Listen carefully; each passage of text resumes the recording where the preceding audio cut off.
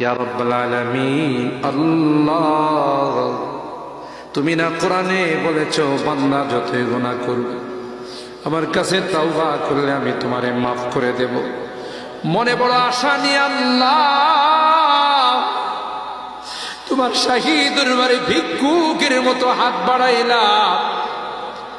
তুমি যদি ক্ষমা না করো, কে আমাদেরকে ক্ষমা করবে? কে আমাদের মাফ করবে? ভিক্ষুকে একজনের কাছে ভিক্ষা না পেলে আরেকজনের কাছে পায়। এক দুয়ার থেকে বিতাড়িত হলে আরেক দুয়ারে যায়। তোমার দরবার থেকে যদি মাহরুম হয়ে যায়, বিতাড়িত হয়ে যায়, কার কাছে যাব? কে আমাদেরকে ক্ষমা করবে? মালিক রে, কাঙ্গালের মতো হাত বাড়াইলাম।